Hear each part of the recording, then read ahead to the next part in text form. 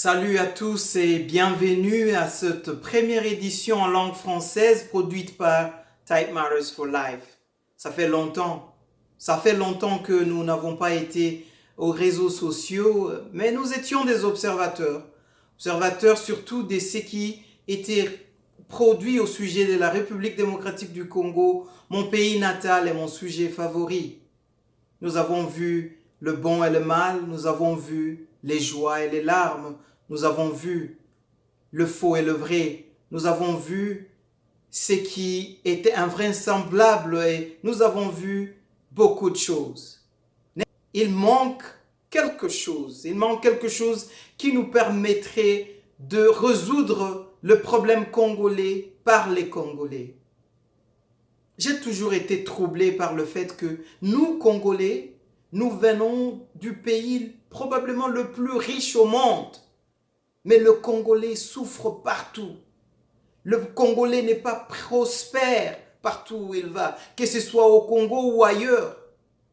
Et ceux qui pensent être prospères parce qu'ils ont quelques billets de dollars cachés ça et là, ils se trompent. Ils se trompent parce qu'ils ne comprennent pas à quel point ce pays est riche. Moi-même, je ne savais pas à quel point notre pays était riche jusqu'à ce que je me suis intéressé à savoir exactement ce que nous avons. Nous ne parlons pas ici seulement des richesses naturelles, nous parlons aussi des richesses humaines. J'ai été au Congo il y a quelques mois, 3 mois exactement, et ce que j'ai vu là m'a alarmé. Les discordances par rapport à ce que nous mettons en exergue et ce qui se vit, c'est deux mondes à part. La question que je me suis posée est que pourquoi il se fait que les richesses du Congo n'ont jamais été et ne sont pas une bénédiction pour le Congo pendant qu'ils le sont pour le reste du monde. Et ce, malgré nos performances individuelles.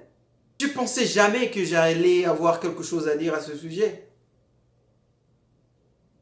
Mais jusqu'au moment où je me suis fatigué, carrément fatigué, à me justifier, que ce soit dans ma tête ou littéralement, chaque fois que quelqu'un me demandait d'où tu viens. Parce que je sais que la question qui suit, c'est est-ce que tu as des diamants? Est-ce que tu as de l'or? Tu dois être riche, tu viens d'un pays riche. Comme si tout Congolais qui naissait ou tout Congolais qui était un adulte était en train de se promener avec de l'or ou des diamants partout. Je ne sais pas par rapport à vous, mais ça fatigue. Ça fatigue d'être réduit à des minéraux. Ça fatigue d'être réduit à une danse. Parce que c'est la seconde question qui vient. Ou si la personne n'est pas assez cultivée pour vous demander au sujet des richesses naturelles du Congo, elle va vous demander si vous savez danser Ndombolo ou quoi ça.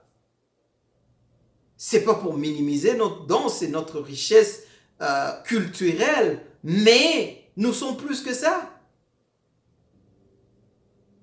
Nous avons tous besoin d'un nouveau discours, des nouveaux sujets, d'un plan d'action, d'un sujet qui met en exergue notre capacité grandiose de travailler ensemble.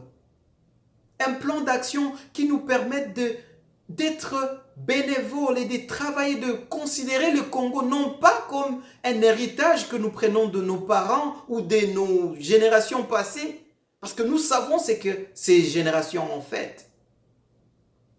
C'était pas bon. Un plan d'action qui nous permettra de considérer le Congo comme une dette. Une dette que nous devons aux générations qui viennent après nous. Et une dette que nous devons payer. Ceci peut sembler un peu grandiose ou surréaliste par rapport à mon passé ou par rapport au fait que je viens d'un milieu assez humble.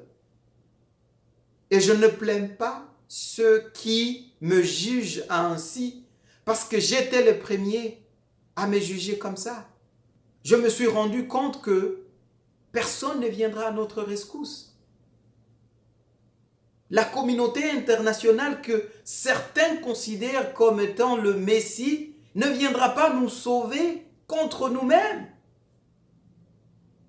Dieu lui-même nous a donné le Congo, une terre qui est riche en tout. Il nous a donné des têtes. Il y a des têtes pleines au Congo. Il nous a donné un grand cœur. Mais nous sommes toujours là à attendre que quelqu'un d'autre vienne nous libérer, à se plaindre de tout, sauf de ce que nous pouvons être capables de faire pour nous-mêmes.